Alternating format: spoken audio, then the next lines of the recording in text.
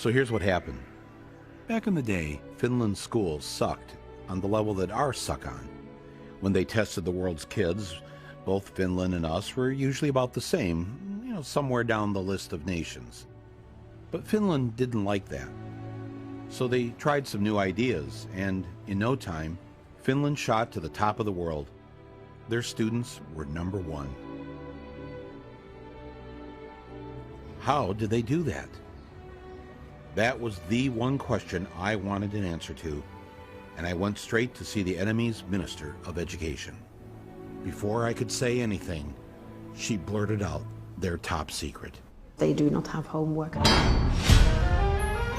Wait, so you reduce the homework you give them in school? Yes.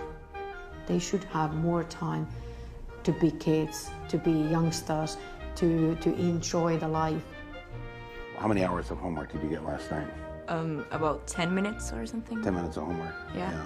Maybe 15 minutes or 20 minutes. 20 minutes, but not 20 minutes. Yeah.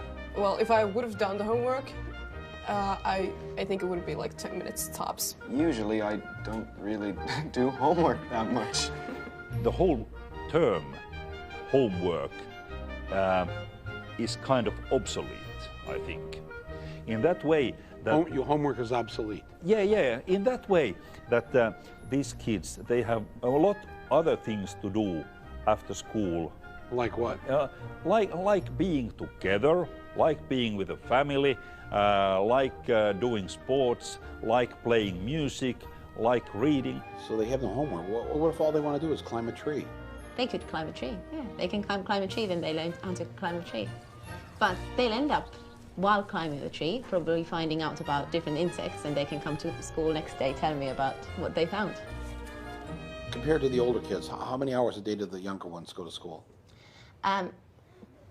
Mondays, 3 hours. Tuesdays, 4 hours. It varies. It's 20 hours a week. So they're, oh man. Now, does this 3 or 4 hours at school include the lunch hour? Yes. How are they learning anything? How are you getting anything done? Your brain has to relax every now and then. If you just constantly work, then you stop learning. And there's no use of doing that for a longer period of time. Finland students have the shortest school days and the shortest school years in the entire Western world. They do better by going to school less. How many languages do you speak? English, yeah. Swedish, Spanish. Finnish and Swedish. Finnish, English and German. French, German. Finnish and English. English, Swedish and French and Spanish. So you were an exchange student in the U.S.? Yeah. When you got back here in school, what did you notice that you felt relieved about? No more multiple choice exams. No multiple choice exams here? Or very few of them, if any. Really? All of my exams in the U.S. How do you answer the question right if it isn't listed as one of the 4 choices? You write your answer. You have to know it, actually. Yeah. You actually have to know it. Yeah. If there was one thing I heard over and over again from the Finns, it was that America should stop teaching to a standardized test. Get rid of those standardized tests. National testing. The standardized tests. Standardized testings. What you are teaching your students is to do well on those tests, and you're not really teaching them anything.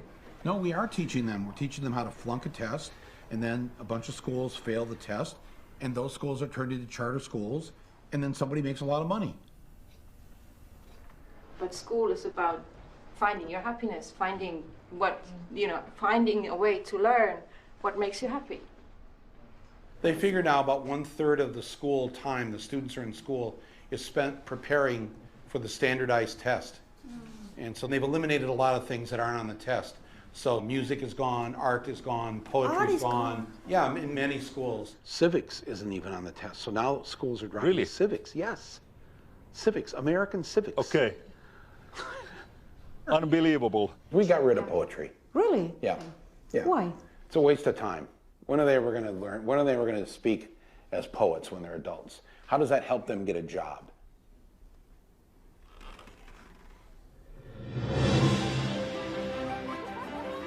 We try to teach them everything that they need so that they could actually use their brain as well as they can, including PE, including arts, including music, anything that can actually make brain work better. The children need to be baking, they should be singing, they should be doing art and going on nature walks and doing all these things, because there's this very short time that they're allowed to be children.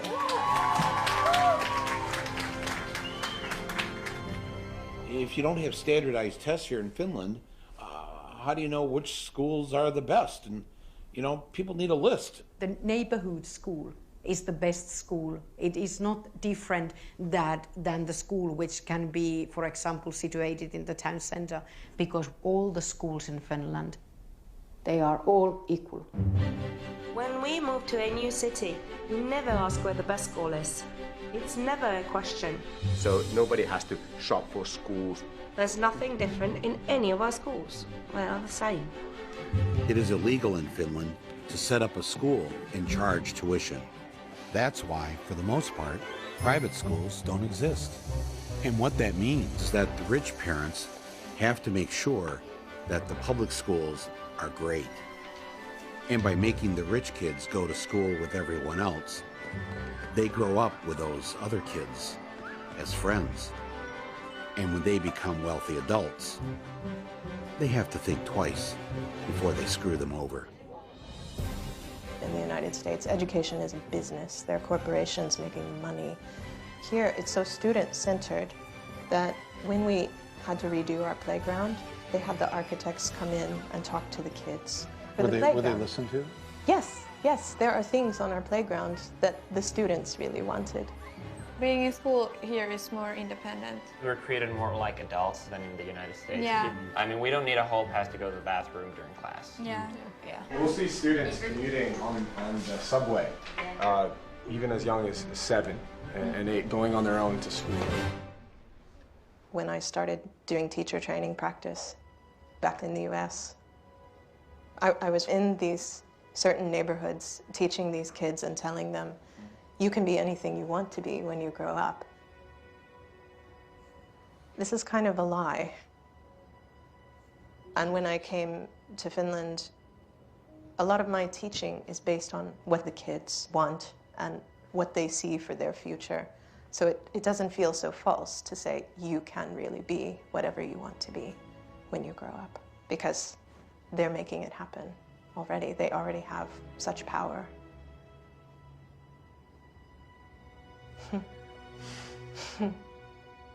That's upsetting to think about that, that our kids don't have that. That's really beautiful. It's not that we have figured out something that nobody else has done in education. That's wrong. Many of these things that have made Finland perform well in education are initially American ideas. We try to teach them to think for themselves and to be critical to what they're learning. We try to teach them to be happy person, to respect others and respect yourself. You're concerned with their happiness. Oh yeah. What the hell do you teach? I teach math.